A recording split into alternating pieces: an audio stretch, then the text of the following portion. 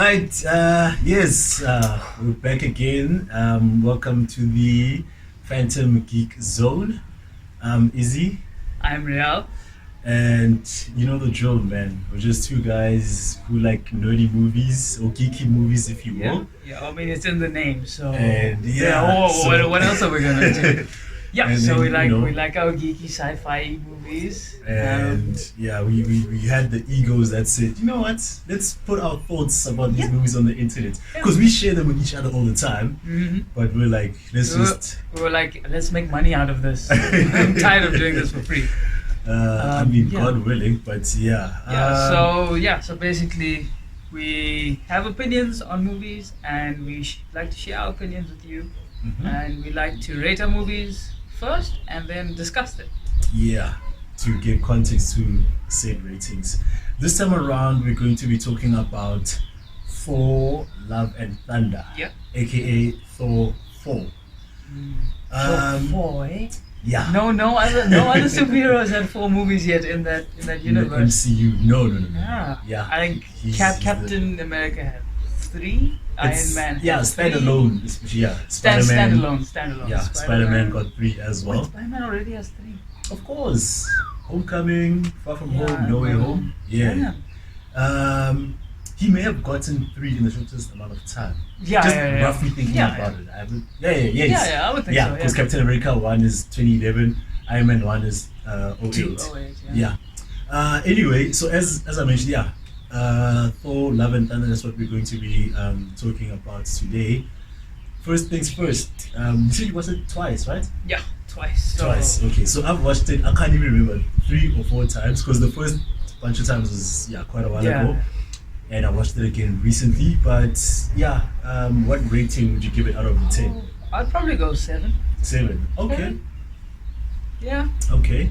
I'm gonna go. I think for quite a while, because of course you start to think about these sort of things at this stage when you're watching movies, like, oh, what am I gonna rate it? And, but yeah, I was stuck on 6 for a while, and Yeah, then I see that. when I watched it again, for this review, I was like, "Ish, okay, the stuff that I liked was enough to bump it up half a point." Okay, that's fair. So Yeah. 6.5. Okay, so we're sitting in a similar ballpark. Yeah. Similar ballpark. So of course we're gonna be, as I said, give context to everything. But first things first, I'm just gonna break down the story of Yeah. Thor Ragnarok, and as Okay. usual, make sure I cover Yeah, all yeah, aspects. as much as I can. So, I mean, yeah, Thor 4, man, we've seen Thor a good number of times at this particular point. We start off with him. Remember in Endgame? Yeah. I always confuse the two names. Endgame, we saw him jet off with the Guardians of the Galaxy. So straight from the beginning, they show the I guess the two of them, the team Guardians of the Galaxy and Thor, out on a mission, helping people, because that's what the Guardians of the Galaxy do. I mean, Yeah. it's in the name. And what happens is there is this guy called Gore.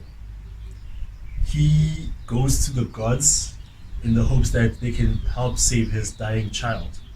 Literally the only thing he wants in the world. A lot of people want money, fame, whatever. He's just like, man, I want my child to be saved. And here's another thing about Gore. A lot of people, when we get to the point of asking something from the gods, it's a matter of you've forgotten about them, and that's now when they suddenly come to mind as soon as you need something. But with him, he's been devoted the Yeah. entire time, which is why he was dead set on the thought that, man, they're gonna help me out. Yeah. Why wouldn't they? Gets to a god. I don't know if you maybe recall his name. Rafu or Rapu or I something don't like think that. much was Yeah. said about him as far as what kind of god he is and so on. But Wasn't- anyway, wasn't there for that long. yeah. So he gives his request, hey, please save my daughter. I've been so devoted to you. And God is there, like, no. What are you talking about? Yeah. And essentially, he discovers That gods only care about themselves. yes, gods only care about themselves and the praise that they receive. And he says to the God that I'm the last person left. No one else is going to be out there praising you. He's like, doesn't matter. There'll be more. That's what always happens. Because again, remember, gods are immortal. So they've seen so many life cycles come and go. And he then gets a hold of a weapon, which is called the God Killer, Necrosword. Necrosword. Mm-hmm. And that's what he uses to kill that god. And he then embarks on a mission to kill all the gods. Because he's like, after everything that me and everyone else has given, sacrificed, and done in your name. You're just gonna define me as if I'm nothing. So that becomes his motivation throughout the movie. Yeah, And then, of it's- course, our hero Thor steps in to put an end to all of Yeah, that. and then who he meets, and also Thor's like just finding himself again. Yes, Yeah. because Thor has suffered so much loss. He lost Yeah. his dad, he lost His mom. Loki a couple times, although it was, His false mom. alarms, except for the last. His mom as well. Well, I guess you can say Hela is his sister as well, so he lost that. Lost his Yeah. home, And yeah, he lost the entire Asgard planet. and essentially the also love of his life. caused half the universe to die. Yeah, so there's that guilt regarding the Yeah. loss that occurred, and the love of his life as well, Jane Foster. So, yeah, that's pretty much the story in a nutshell. And as usual, we're gonna start off with our highlights. The things we Highlights. really enjoyed about this movie. Let's see what I enjoyed. What I enjoyed is, I mean, I liked that opening scene. It was just good fun, just good fun. You know, what I liked about this movie is I liked Thor. I liked that it wasn't all about the laughs. They Yeah. I would say from Thor Ragnarok, which was just like a comedy fest. Yeah. You know, watching it. This one a little bit more pulled back a bit on that a bit, and fleshed out Thor's character a little bit more and his relationship with Jane Foster. Yeah, I like that. I think that was my main highlight. It's just drawing back from that comedy element. Mhm. Yes, it was there, but I guess it was more centric towards one or two characters most of the time. Yeah. Although there were a few times that I didn't like it too much, but Mhm. I'll mention that. Yeah, that was one of my highlights. Another one, it's a dumb one, but Stormbreaker being the jealous girlfriend. Okay. Oh, it was just so dumb. It was quite dumb, but it's a nice bit of escapism, as well as it's also showing that the hammers are sentient. Hmm. It, you know, Meaning they It- have emotions, so to speak. yeah, in the sense that Mjolnir is, you have to be worthy, but now it shows Mjolnir maybe actually chooses the person who wields them, that sort of thing. Mhm. That was quite nice. Another highlight, and I think I should have mentioned this first, was Gore's introduction. Gore's introduction was like going from losing your daughter, from praying to the gods to save your daughter, you losing your daughter, you find the god you're praying to, and then now he just cast you aside, Yeah. and then you by chance have a weapon that kills gods, and then that's your motivation, but your motivation is based on the fact that you've been done dirty by somebody else. It's something that everyone can relate to, Mhm. and we always harp about this, like the motivation of the villain Yes. is always key. And I'm not a parent, but I'm sure any parent can relate to even just imagining. I hope it never happens to any parent, but Mhm. yeah, Yeah. Doing what it takes to save doing the what it child. takes, yeah. Yeah. And then obviously I like to say Gore is like a shit sandwich. He had a good beginning, a good ending, but the middle was just Hmm. nah. Oh, okay. Nah. Okay. Yeah, so I liked Gore, but they could have done a lot more with it. Okay. What is also fun is just to see Jane Foster back, and Yeah. see her back, and also just not so serious all the time. Mhm. Just figuring out how to deal with her situation, as well as dealing with superpowers now. And yeah, I think those are my main ones. And then obviously I must commend Marvel on the CGI. It's always good, Yeah. always good. Yeah. Thanks to those overworked Yeah, CGI companies. I VFX don't know if you people, saw. yeah. So in case you aren't aware, you can imagine with the amount of material that Marvel churns out, that everyone behind the scenes needs to work, their butt off in order to pull these things off. And there have been reports of multiple companies complaining that Marvel strong arms them into working under strict conditions, tight deadlines, and so on. Yeah. And if you even think about arguing or pushing back, you kind of blacklisted from the industry as a result, which is a pretty serious problem, It's pretty big. But yeah, so that's what the joke was alluding to. Okay. Yeah. Yeah. I think there's probably more, but just where I'm at, Yeah. those are my main ones. I think my favorite one was just Gore's introduction. Yeah. Yeah, I think it was really cool. Okay. Yeah. I think I'll say at this point already that this is likely to make for a pretty interesting episode because there's gonna be a bit of contrast based on what you said and how Yeah, I yeah. feel Fair enough, about fair those same enough. points. So, but yeah, for me, Gore's introduction, I wouldn't say a highlight as such, but Gore as a character, super highlight, and Christian Bale's portrayal of Gore. I mean, Christian Bale can Oh. do no wrong, can Oh he? my goodness. He can do no wrong. Oh my goodness. Christian Bale is He's a phenomenal actor. yeah, he's a gem phenomenal. and a half. Like, And while we're on Christian Bale, there's a Shut couple of things I have to say about him in this Shut particular up. role. Hey, like Christian Bale, when he took on Batman, mind you, this is '05. I really became aware of it around I think '08. Yeah, it was around, Yeah, around when the time of the Dark Knight, Yeah, yes. because Batman was kind of like a silent success. yeah, Batman Begins. Batman Begins, yeah. So at this point, I'm like about 14 years, give or take. I don't even know what this was based on because I barely knew Christian Bale. My speculation is it was probably based on his portrayal in the movie Equilibrium. I don't know if you've seen that. Yes, yes. Yeah. A while back, I haven't seen it in a while. It's yeah, it's he a was quite proper But, throwback, like early 2000s. I think 2000 or 2002 is when it came out. But still brilliant to this day. I haven't seen it in a while, but I know it Yeah. holds up for a fact. He killed that role in there. So Oh. I was like, how? That But- guy's playing a superhero? I was like, But if we're talking about killing roles, we must mention American Psycho. well, again, for me at that point, that wasn't my reference. Okay. I saw that a couple of years afterwards, right? So at the point of discovering that he's Batman, I was like, oh, I wouldn't have expected to see this guy in, As a a villain. superhero role in reference to Batman. Batman. Okay. Yeah. Okay. So, if I was surprised then, and of course to this day he's one of the best actors to portray Batman. Don't get it twisted.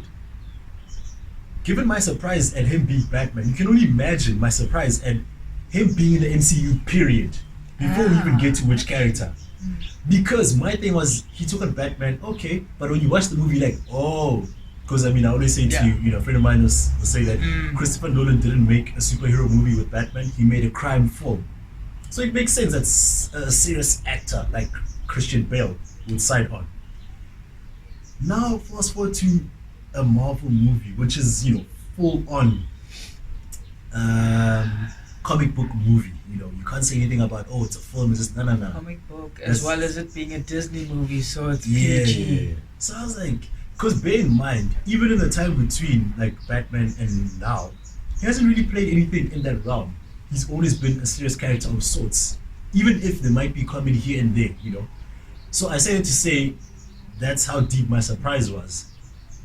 But when I watched him in this, I was like, oh my god. I was also pleasantly surprised by his commitment to this role. Like Yes. Yeah. we know he's immersive in the roles that he plays, but that Yeah. usually extends to just the physical transformation, as far as the weight gain and losses where necessary. But Ex Machina, ne? I don't know if I've ever seen him, the machinist. Machinist, okay. I don't know if I've ever seen him play a character. If that makes, because sometimes like people will play like a sort of person, but this is like a character. Well, I mean, then I'd go American Psycho. Okay. That's a character. Okay. Yeah. Makes sense. Yeah. But a lot of the times then it'll be like, Yes. real yeah. historical figures or just generically serious guys and so on. I was like, this guy was committed, man. When Do you know, like just shout out factoid. You Yeah. know how committed he is. So Yeah. put for the Batman series. Yeah. So Christian Bale's British, right? Yes. He used to do interviews in an American accent because he was worried about people being weirded out by him being British. Man. Imagine that is commitment. Man. And I mean, if you're gonna take it a step further, right? He did, as we said, Batman Begins '05. The Prestige, '06. Oh, it's a dope movie. The Dark Knight, that's Batman again, '08. You mentioned The Machinist. You don't even have to watch The Machinist. That's what actually happened. Just look at that Google picture, the bro. pictures. Just say Christian Bale, The Machinist, and look at the images. Horrible. That is around '09. And then 2012, he goes back to being Batman. So the body transformation Oh. in just those three movies, like from Dark Knight to The Machinist to Dark Knight Rises again. And remember that have him doing the topless push-ups. So you just see Yeah. the bulk that's on there. That's how much work this guy puts into his roles, you know. So that alone for me has always made me know that this guy is a special type of actor. So just to see how immersed he was in this role, I remember one of my favorite scenes is when this is when they were in the Shadow Realm. Or is he talking to the kids? No, when he was talking to Batman. I mean, Thor. When he's talking to Thor and he's like, oh, yes. Oh! There's saying a line and there's bringing life to a line. So just the way, and he said that up like 2-3 times.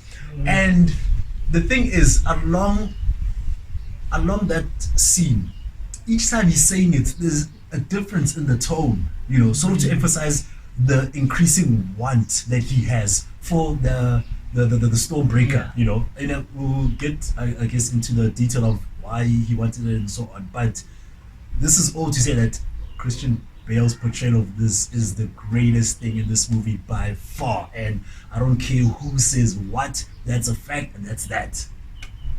I'm thinking, what else? As far as the other elements, I guess I'd have to agree with you. yeah, no, he's the single greatest thing about this movie. Other highlights, right? So, I guess since this covers both worlds, I'll just raise it up now. In a sense, it's a low light, which we're gonna get into later, but it's also a highlight for me. This movie, it's about 2 hours, just under. I see it split into 2 segments, as far as the okay side of it and the great side of it. And funny enough, that Shadow Realm that we just referenced, that almost represents the changing or turning point for me. Okay. Once you started there, going forward, that's when the movie took a relatively serious tone. Yeah. And that's when And they it had to. really It had to. cut down on the silly jokes and whatnot. In the Yeah. beginning, oh my lord, they threw those animations Oh they my got, goodness. but again, that's more for the lowlights. Hey. So that second half of the movie for me was just brilliant. This is from the moment where they go to where Go is, and of course we know that he had trapped them there because he. So in the story, right? I forgot to mention this part. So just to add on, we said that Go's mission is just to kill all the gods because they disappointed him. At the same time, remember he came to the gods because his daughter was dying and he would like to save her life. So with him acquiring that sword, which allows him to kill the gods, he also got an opportunity to save her life because there were voices calling on to him saying, if it's revenge that you seek eternity. You kill the gods, you go to eternity, which is a place where It's an wish, entity. It's an entity. an entity where any wish that you have gets granted. So he's on a mission to save his daughter's life. Like, killing the gods is one thing, but the Yeah. main end goal for him, So getting to eternity, making his wish. But okay, not I necessarily. must, It was I to must get disagree revenge. with It yeah. was to So get revenge. I'm it's sorry. to yeah, get yeah. revenge, He only changes but the one at end. epiphany was at the end. Yeah. Yeah. He So- chose love. Basically, okay, cool. So the main goal just remained to kill the gods, but in the name of avenging his daughter's death. Yeah. That's the other thing. So, in order for him to achieve that, he needs to travel to where eternity is by means of the Bifrost. And at this point, I don't even know if they really explain the mechanics of it. Because the more I watch the Thor movies, I'm like, no man, what is the science behind the Bifrost? Because in the beginning it was the bridge, and then out of nowhere it's Stormbreaker. So for me, the Bifrost is always something. It's always been like a teleportation type of No, situation. I know what it does, but as far as like what it's limited to, because remember Heimdall was the guardian. and Yeah, you only yeah. travel via him, but now it's So I like think even because Stormbreaker is so overpowered, it has the power of the Bifrost as well. But I Okay. don't know. As 'Cause you it say, seems it's more not arbitrary properly. for me. Yeah, so that's It's what I'm more saying. of Like a plot point. it's never really laid out, But anyway, we can chalk that up to suspending your disbelief. So he needs Stormbreaker, i.e. Thor's axe, in order to get to the Bifrost and make his wish of killing all the gods, instantaneously. Anyways, And your highlights. yeah, I'm getting back to that. So the highlights, I think, just the execution of his mission for me was pretty dope. If anything, if the initial god that he encountered was one with which we are already familiar, Wow. it would have added to the gravity of that scene as far as, oh, he just killed the god. Because essentially he just killed a random guy as far as Yeah. I'm concerned, But that begs the question: who would you have chosen then? Like, I mean, we Any haven't familiar, been- Prometheus, as long as it's the name that we are aware Oh, of. you're saying even if it's not like we've seen in the universe, but just No, the no, no, name no, we just know. a god that we know. Okay. To understand the gravity of what he had done, that for me would have been dope. For me, again, another twofold thing, but I'll expand a bit more when we get to the lowlights. I enjoyed the return of Jane Foster, and I Yeah. like that she had a meatier character this time around. We've Yeah. touched on this in one of our earlier reviews about how Marvel doesn't always give that courtesy to a lot of the female characters that they have. Yes. Or one thing I didn't mention at the time was they'll limit it to maybe one female character. Yeah. She'll be the strong one, and then everyone else doesn't really serve the story much. Excuse me. And I believe this was part of the reason why Natalie Portman had actually left the Thor franchise for a Oh. while. Yeah. I Yeah. remember she had that. Yeah. Because on the one hand, fine, they don't write anything for you to come Yes. back, but it's also a matter of, but you guys just have me as the damsel in distress every time. And Natalie Portman, when she joined, she was already She's- quite a star. And she's technically the hero in this movie. Yeah. She you is the know, hero. No, she is the hero in this movie. She wasn't a nobody, so for her to move from that to come through Yeah. to be a Thor kicking I mean, ass if you've- alongside Valkyrie as well. I mean, if you've seen her in Black Swan, she's got some acting chops. proper. That's why I'm like, when joining Thor, she had shown that on so many occasions, V for Vendetta being among them. Yeah, and then obviously, if you're a Star Wars fan, you've seen her in You've Star seen her, Wars. and yeah, the prequels. So I'm glad that they gave her a role that's Good both fitting shine, for her as yeah. an actor, but even the character in the movie. I'm trying to think. Another highlight. Oof. So the scene where they are in the vicinity of where eternity is, and Thor gave the power of Thor to all those Oh kids. yeah, that was pretty dope. That was heartwarming and great. Do you And- want to? I want to add on to that. So Yeah. that was pretty cool for me because I realized when Odin spoke to the hammer, I think in the first movie, he Yes. spoke those similar words. Yes. So now it just shows that Thor is the one true king of Asgard because he can speak that to, Yeah. to somebody else. So making that declaration that, hey man, anyone with their weapon will for a limited time possess the power of Thor. And it's like and that little scene where the girl is like with the bunny shooting like lasers and Shout all, out to like, the boys again. Yeah. Baby, baby with the eyes. Yeah, man. So, and the thing about that scene, it highlighted the fact that Marvel, you know how to achieve heartwarming scenes without Yeah. being cheesy. Stick to that sort of formula. Don't resort to the cheesiness, whether it's the jokes or whatever nonsense that you tend to do. Yeah. There was another highlight for me. I'm trying to think if they were again. Don't get Yeah, it's- it twisted It's a based on the good rating. fun. It's a fun movie. There were It's a definitely a fun good movie, number yeah. of highlights that I saw in the Valkyrie being the king. That was pretty dope, being like the leader of Asgard. We'll talk about that. We didn't see like active leadership granted, but I feel just that title, I was like, Yeah. I was pretty happy with They that. didn't give her enough shine because in the scene after the town had just got attacked, Yeah. everybody was talking, making noise, and Valkyrie was trying to restore order. And then they just brought Thor in and overshadowed her authority. Oh yeah. I It's didn't given like that that. she's already been Yeah, the king. she's been it the should have king for a while. Okay, I'll give that to Yeah, you. but I do like the fact that she is the king, Yes. 100%. But I don't think they gave her enough shine. That's why I was being like, the yeah, king. we didn't see her like actively, Yeah.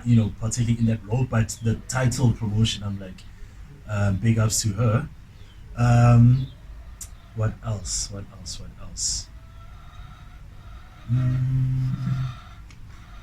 Maybe that's it for now. Yeah. I don't know if anything I is. mean, maybe as we jumping out talk, at things you, will then come we'll out. Bring out Yeah. some other stuff. Okay, so I guess with Yeah. that said, we can then jump on to the low lights. Low lights. I certainly have a few myself, but I'll give the floor to you. Let's see.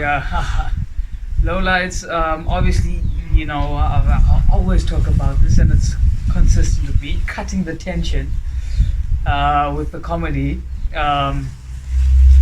one that springs to mind is when Jane Foster and Valkyrie are talking, just after she breaks the basin, and it's like knife check, other thing check, and then it looks like a grenade, and now it's a speaker. Even before Like, they come just, on, bro. the presentation of Yeah. the way it came out, it had a cheesy feel already. Yeah, And then the music thing just took it to that next was level. quite dumb. As dope as that song is, by the way. Yeah, but- of course. Yeah. Okay. Don't get me wrong, Marvel and their song choices are always on point there. I have an interesting take on that aspect, but we'll get Yeah, there. maybe it's just my style of music. So. No, I agree with you, but Yeah. within that conversation, I think that was a low light. Obviously, I mentioned the Valkyrie not giving her the shine. I've mentioned Shortchanging the her. Gore the God Butcher. I mean, he's called the God So Butcher. I'd say maybe expand a bit on Yeah, that. so he's called Gore the God Butcher. The only time we saw him kill a god was in the first scene of the movie. Great point. You know? Oof. It's more like Gore the Kidnapper. He took the kids. Like, come on.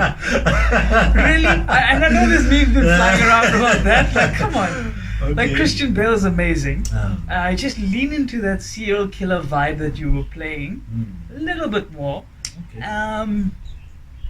okay. Give him that shine. Like, obviously he's not gonna go to Omnipotent City and kill everybody, but Yeah.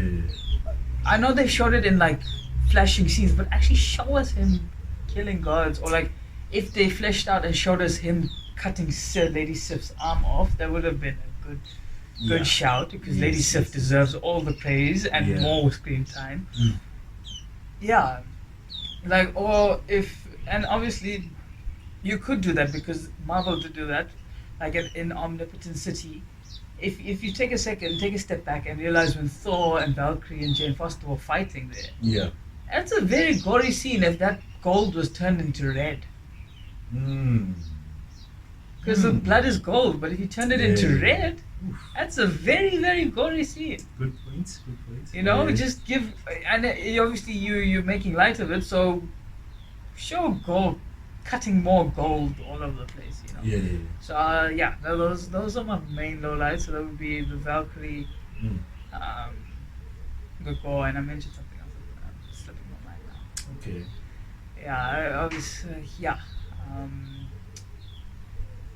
Yeah. Okay. Then I think for me,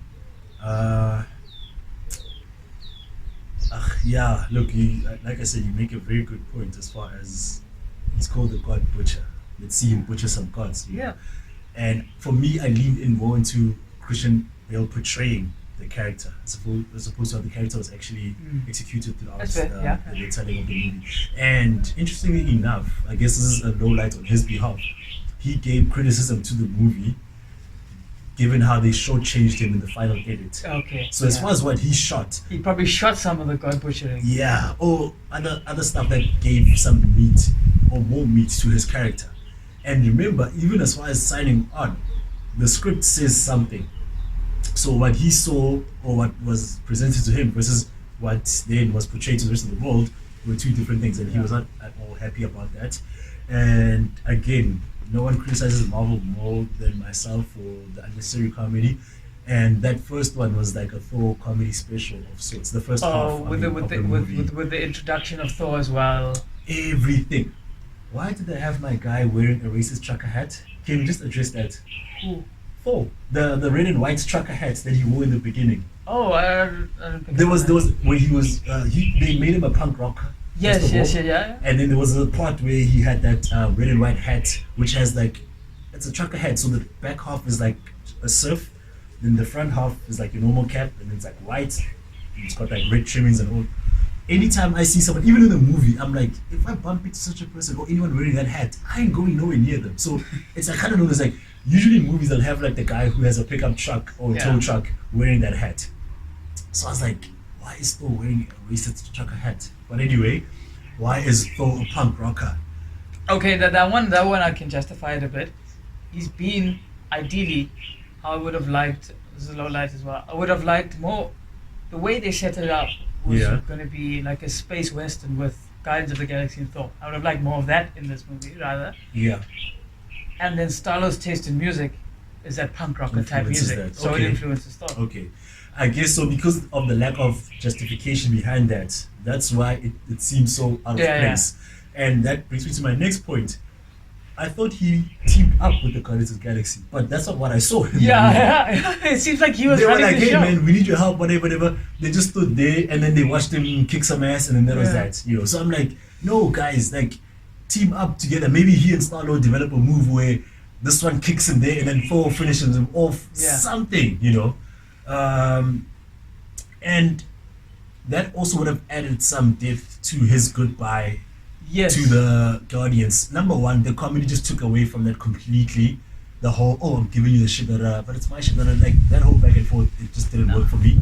And if we didn't see them being a tight unit, why do we care about him leaving? Yeah, exactly. That there was no shine. They missed a step there. They should have. Yeah. Well, maybe they might show it in Guardians of the Galaxy 3, maybe, but probably not. Most I don't know likely if it not. will justify for this movie this other thing, Yeah. And we didn't need the screaming goats or whatever the hell those things were. And I feel like, don't get it twisted, and that's what I hate about Marvel is that I'll even laugh at some of the scenes in spite of my hatred of them being there. Yeah. It's funny, but it's misplaced. Those are two different things. So there are times where the goats will appear and be screaming and I'm laughing, but I'm like, doesn't mean it should have been there to begin with. Let's see. Like I said, there's definitely more coming. Can we pause for a moment? Okay, cool. Okay, we're just pausing I'm now. just gonna pause for a young bathroom break. Right, yeah, we're back.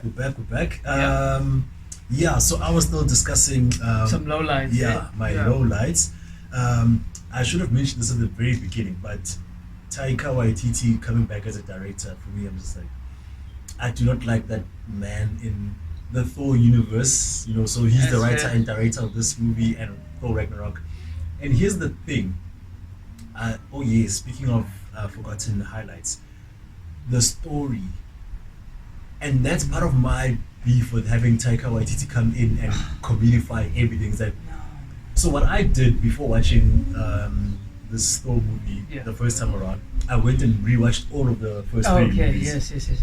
And I realized that, oh man, the initial movies are actually underrated because people like to speak about them as though they were so horrible and but- whatever. And I'm like, no, man. The movies they were going up against in the universe were probably some of the best ones coming out at the time. Yeah, so it's just a matter of your competition making you feel inferior, but the movies themselves went bad. And the one thing you cannot take away from them, in spite of your opinion, is the actual storyline of each movie. Thor movies always have had a dope storyline. It's Yeah. just execution which isn't always on the mark. And I felt like with Ragnarok they had an amazing story, and then Taika Waititi came in and threw his comedy brush and paint all over the show. Yeah. And the same thing happened in this particular movie. Granted, he was kind enough to reserve it for the first half, but I'm just like, keep that guy as far away from the movies as possible. And in positive news, while we're on that note, he's not gonna come back anymore, given the criticism that he's received. Oh, for this movie. So for the next movie, like he's not gonna come back So to you think there's going to be a or Thor anything. 5? They did say in some Thor will return, but whether I don't know if it's in standalone like, or yeah. Avenger type thingy or what, but we're not getting him back. That's all I'm happy about. I mean, he has a place, but we don't need not this place. No, it's not in the MCU. I'm trying to think. Any other lowlights? The back and forth with. I mean, maybe some of these things are just going to be an expansion on the unnecessary comedy thing. But one example that stands out there, the back and forth with Axel. Oh yeah. We did not need that at all. Yes, when you mentioned, Thor's Stormbreaker acting as like the jealous girlfriend, I did not enjoy that at all. That's And, fair. like, That's fair. It's not for everyone. especially with it being just so out of nowhere. Yes, it's If we saw now Mjolnir has a new wielder, if you will, whatever. But imagine that happened when Captain America held the hammer. Like, no, man, we don't need that. And I guess they could have portrayed it beforehand and not just in this movie if they wanted to. I'm just What like, did you say? steer But just clear stay of clear that. of it, It was definitely unnecessary for two I guess reasons. that's a It's Taika like- Waititi thing. Yeah, it's for two reasons. It speaks to that unnecessary comedy, but also it's like, if Thor is the one who said Mjolnir must protect Jade, why would you have even him? Never mind the Stormbreaker, but why would you even have him feel some type of way? He should be happy that, hey man, Yeah, fulfilled no, your promise. 100%. Or your I destiny. agree with you there. But Yeah. the way they portrayed it in the movie, it seemed like it was like a long night or a drunken night or something, and he just told Mjolnir, and Then, picked if it up, and anything, then they should have yeah. tightened that up, because that brings me to my next low light, which is, don't get it twisted. Let me make this very clear. I'm happy to Nah, have Jane as don't worry, Thor. don't worry. Just tell us what it is. I'm happy to have Jane we'll as break it Thor. down. I just don't like the execution of that journey, because remember, Mjolnir's primary objective, if you will, is to be wielded by a worthy person. Yeah, Which is why when Captain America was able to wield Mjolnir, that was a we all moment and a cheered. half. We all cheered, and I it will legit, forever. I legit got out of my seat in the cinema. We will forever have that as a top 10 moment of the entire MCU. I don't care what comes after this, but that cannot be shaken. And it's because we know deep, never mind deep inside or deep down or whatever the hell. Everyone knows that Captain America deserves that. No questions asked. Now, we move over to Jane. And I'm like, in what world is she worthy? Like, how did she prove herself to be worthy? Especially given her motivation for even seeking out Mjolnir. It was a selfish motivation if you're going to keep it 100. Yeah. She said, I'm sick, and she saw that, oh yeah, this thing gives its wielder great power, health, whatever. Vitality, whatever. She was like, man, I'm not trying to die, so I'm going to go and see if I can wield this thing. That is a selfish move. Now, what they did as far as correcting it, if you will, was then show the scene where Yes, Thor Thor was was like, like, hey Yo, man, protector. take care of Jane. That is a better motivation or a better explanation for Jane becoming Thor than that whole worthy element. So I would say, if you completely skip over the part where Jane is seeking out Mjolnir, because remember, even after when Thor met Jane as Thor for the first time, he's like, how did this happen? And she's like, look, I was sick and I could have sworn this thing was calling out to me. Yeah. That's how they should have executed that element. She could have been in bed, maybe like, doing the whole not microscope thing and checking the blood, whatever. No, or do you know what? They could have shown her doing chemo, Mhm. but we didn't need her to show us how a wormhole works. Well, that's fair, right? But now, speaking to the journey to becoming Thor, what I'm saying is that she could have been doing whatever, just being busy with her own stuff, and then whether it be like a ringing or something, just some Yes, I get you. yeah, some extraterrestrial compulsion should have inhabited her More than once. and have her being drawn towards that location. And upon getting there, then we see Mjolnir coming back together, and then she wields I mean, it. And technically, that did happen.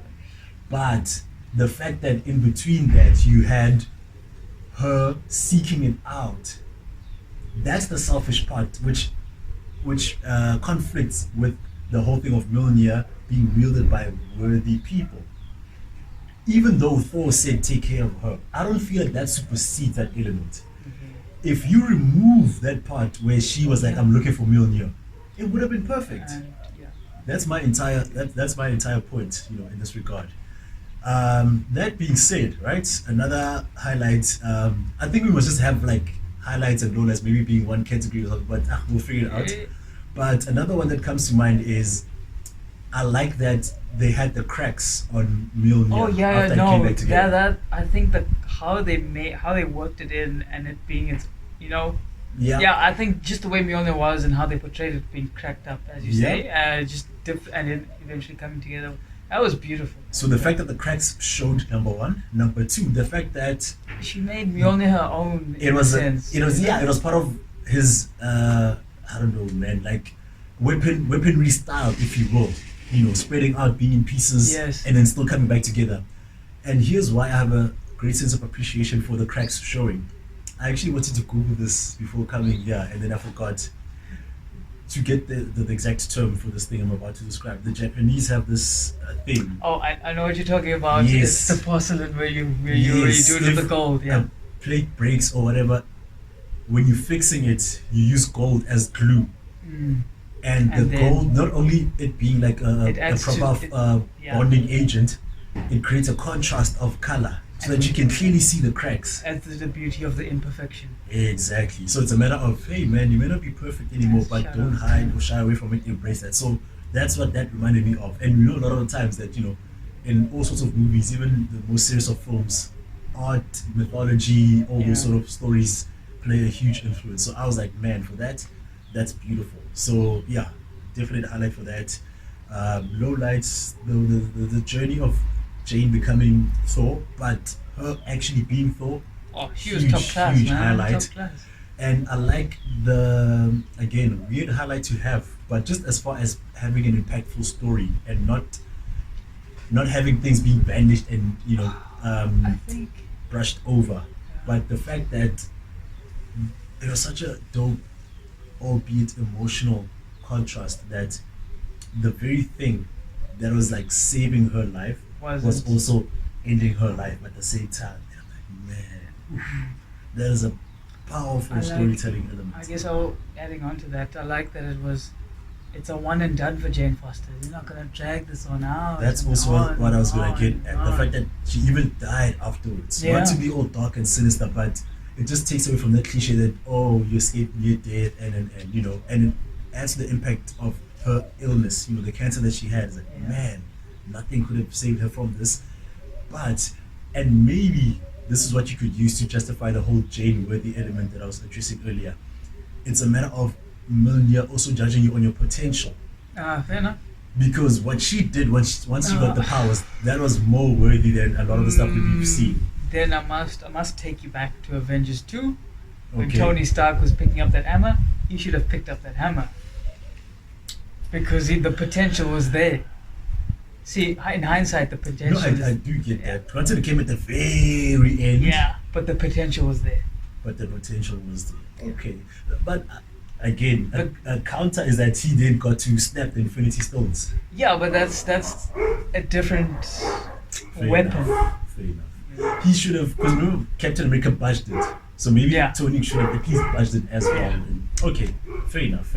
But that was my justification. See, Yeah. because Okay. other than that, I was like, that doesn't make sense. You should have resolved this conflict there. Yeah. Anything else from either side? Obviously, just the cameos here and there. I liked Okay. I liked that I saw the dragon in Omnipotent City, and it just gave me a Oh. shout out to Shang-Chi. Oh, okay. Dragons. Yeah. Matt Damon. Again. So that like a highlight for you, like just them and like Goofy. Yeah, and back again, like Yeah, him yeah, and yeah. the least famous Hemsworth brother. Oh, I was gonna say Yeah. that he's Thor's brother. In case Yeah. you didn't know. But In yeah, real yeah. life, guys. Yes.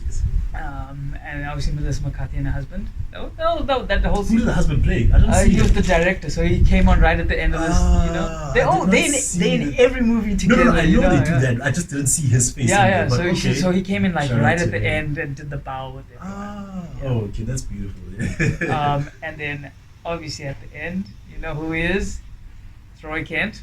Oh, the post credits. Brett Goldstein as Hercules. That's the character's We- name who played Hercules. Yeah, we know him as Roy Kent from Ted Lasso. Ted Lasso. Shout out to Dope, Ted dope Lasso. show. Yeah. Yeah. If you like comedy and wholesomeness, Yeah, that's the 100%. series for you. Yeah, those cameos were quite nice. And obviously this was quite a dumb one. This is definitely a Taika Waititi thing. Hmm. When Korg has a kid with Dwayne The Rock. Oh. Talk to me about what is this? Omnipotent City. Yeah. Yeah, the City of Gods. Yeah, the gods, like the Zeus in particular. I mean, the other gods there. So obviously you had Russell Crowe playing Zeus. a very interesting type of Yeah, Zeus. yeah. if you It's will. but I can also understand how it happens. You know, it's always like heroes either die young or live long enough to see themselves become the villain. Mhm. And it's basically what he was. He was just drunk on his own power. Yeah. Drunk on his own power, and he knows he's powerful, Mhm. and just didn't really care about anything. So for me, I'm kind of on the fence. On the one hand, I was taken aback about the Yeah. portrayal and the direction they went in. He's a very flamboyant, Yeah, sort of. and like out of thing. shape. You think like God's all in shape. Yeah. No, Um, but he's just like drink and I Hmm. sleep around, and that's my life. So yeah, I saw that. I was like, Zeus, and I mean with all the other Zeus that we've seen, I mean, you've seen the one in Justice League. Mostly, the man is chiseled like a yeah, Greek that's god like is what you supposed to would be. imagine a Greek god, and of course one of the great Zeuses that we had, Liam Neeson in Clash of the Oh Titans back in the yes, yes, day. yes, yes, yes, yes. So it's like that god, father But figure, again, Liam Neeson fearsome, has and the so voice on. of a Like god as well. that's my thing. So just trying to separate that ideology from what we got Yeah. was a bit difficult. But then, kind of speaking to your point, I was also like, if you think about gods, really, all they want is to be showered with praise, and then they go out wielding, And showing off their power what and whatnot. he even mentioned that at the end when he was introducing Hercules, like, where did it become that people don't care about us anymore? Yeah, where's the fear? Where's the respect? Yeah. So even with that said, I was like, but did he really have to like prance to that extent? But then I was like, okay, so it's almost like you needed to contextualize it for yourself because we're so Yeah. accustomed to a particular portrayal of a god. Even that first god that we saw, Yeah. they're like, oh, look what we have here. It's like, but yeah, if you have that power, if you have an infinite life to an extent, if you're immortal and whatnot, like, okay, you can see where maybe in the beginning you were all noble and serious, but at some Yeah. point power corrupts eventually. Yeah. If that And doesn't have animal an end farming, clock to it. absolute power corrupts, absolutely. So that's where I was like, okay, I kind of understand. And also that post-credit scene you were talking about was sort of a redemption on some. Yeah. He was the way he was because why would he need to be all fierce and strong? Mm. They have endless riches, food and whatnot. Power They're protected and and isolated, everything, But now when an actual threat has come through, that's where he taps into that side of it, like, I'm a god. Like, who do you think you're talking to? And then him, of course, sending Hercules to go and avenge him. I'm like, man, I'm keen to see this and where it's gonna go. Yeah. So I think ultimately that Hercules, because of the actor, but even the character, because it's like a familiar god, and a god actually stepping in because Yes. the gods have always just been on the side. Yeah, the only ones even you when really they do know are like show. your Asgardians and your Titans, Thanos and his Yeah, squad. you don't really have a classic and god that's maybe the Celestials. You don't really have a classic god that Yeah, was at the one forefront. that we know. Yeah. And now, I mean, are we gonna cut him as a villain or what? But it's the fact that he's gonna be like a proper full-on antagonist at whatever point that he comes through. Yeah. I'm proper excited for that. So I was like, nah. Shout out for that twist. And also just the fact that that's the other thing with gods. There's always consequences, Yeah. And this is them bringing the consequences element to the forefront. So I was like, yeah, definitely shout out for that. The daughter. Yeah, I was gonna ask, how did you feel about the ending there? I mean, look, I love that. Excuse me. Thor took the daughter in, and even specifically, maybe as a highlight, as far as the story arc of Go the God Butcher is concerned, he wanted nothing but to kill the gods. That's what he was dead set on, and just the kind of like the moral of that idea that this is what being consumed by revenge can do to you. The way they portrayed it, because this guy, you lose your daughter, and all you're obsessed about is killing the people that you hold responsible. To the point of overlooking the fact that he could have just said, I want to go and wish for my daughter to come back. Like that never occurred to him. As much as he loves the daughter. Up until that where Thor was like, Thor was like, I choose love. dude, you have I'm a chance to gonna- bring her back. Like it's not over. Other people could have easily been like, I'm gonna kill the gods, or I'm gonna wish myself back, or immortality, or whatnot, so that I can go and actually finish this myself. But just that turnaround where he's like, oh yeah, actually, I was so consumed I didn't even see And I this. guess that also shows Thor's maturity. He didn't like go out and kill with a sword. They say pen mightier than sword, voice mightier than the sword. He just talked to him as a person who also has feelings and would feel the same thing or has felt the same. Even thing. avoiding fighting him, period, in that scene. Just saying, man, I'm just gonna focus on Jane. Do what you will, but I just wanna treasure these last moments with her. Like the tenderness on both fronts in that scene was just amazing. And that's where I highlight come for with me. my shit sandwich situation where beginning is good, Yeah. at the end is amazing, But the middle, not too yeah. much. Now I get you, because again, the middle for me with Go wasn't bad because I was basing it on the fact that Christian it was- Bale was just doing his thing. it was that, but also it was part of his plan. He was just Okay, focused okay. on luring Thor in to get this Yeah, Bifrost, the storm Stormbreaker and all that. But that is a very good point. Again, as I said, yeah. the So, daughter. So again, I like the arc that led to her coming back. mm. After that, it almost went a little overly cheesy for me.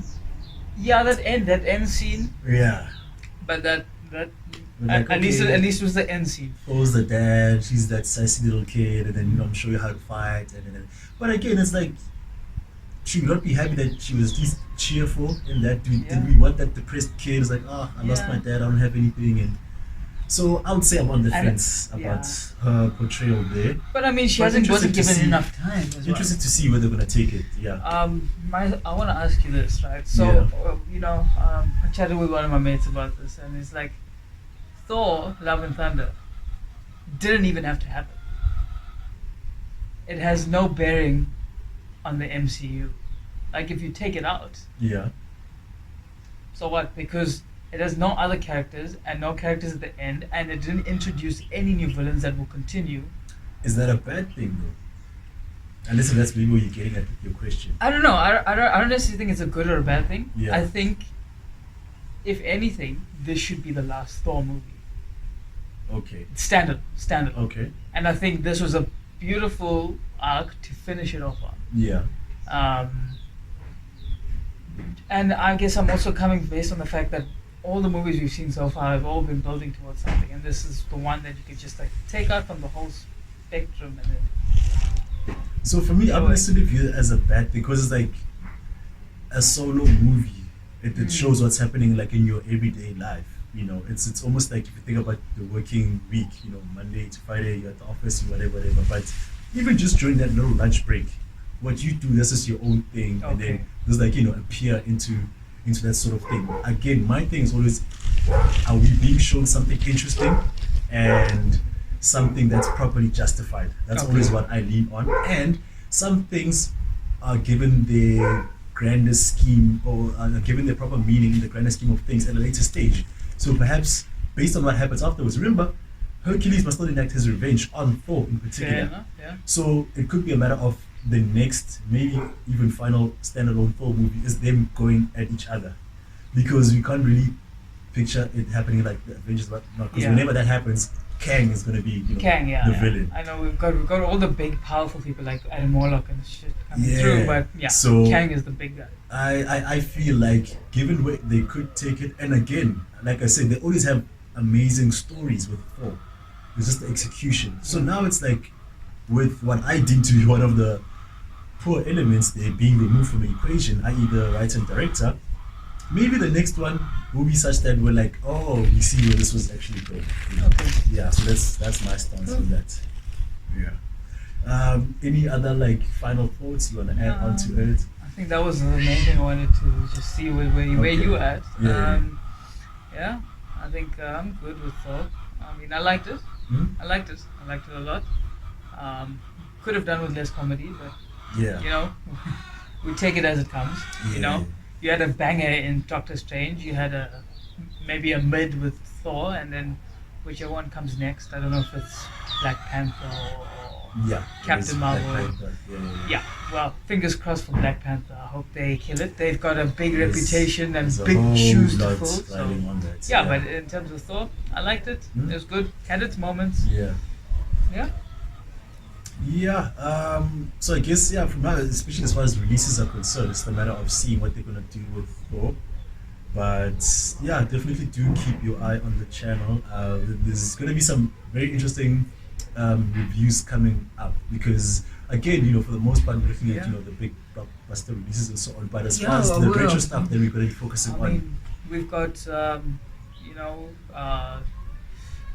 we're going to talk about Justice League, Yeah, the Snyder Cut specifically, which we both feel some type of way about, and good some type of way. yeah.